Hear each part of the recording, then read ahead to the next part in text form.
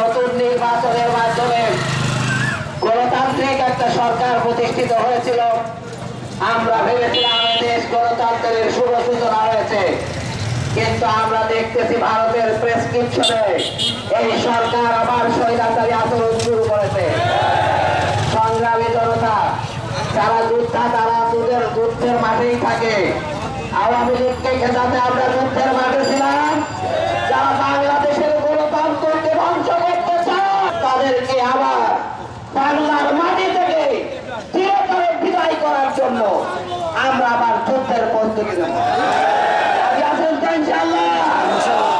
সবাই প্রস্তুতি নেওয়ার আহ্বান জানিয়ে সবাই রেডি থাকবেন, আবার আমরা রাস্তায় নেমে আসতে পারি।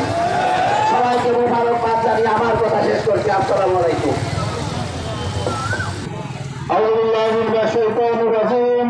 বিসমিল্লাহির রহমানির রহিম।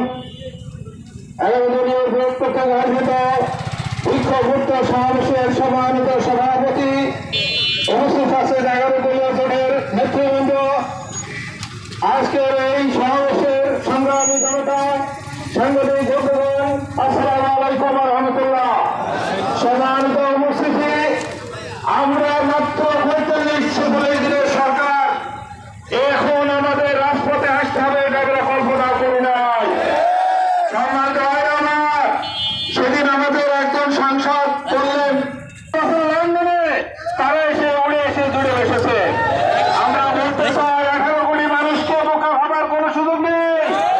এদেশের মানুষ বারবার প্রমাণ করেছে যেই স্বৈরাচারী হবে তাকে বিদায় করার জন্য এদেশের সংগ্রামী তহিদি জনতা প্রস্তুত।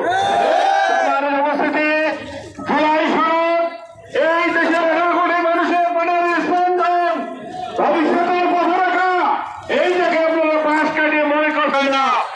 আপনারা গত 2 দিন আগে দেখলেন শেরপুর এবং বগুড়া নির্বাচন কি ধরনের নির্বাচন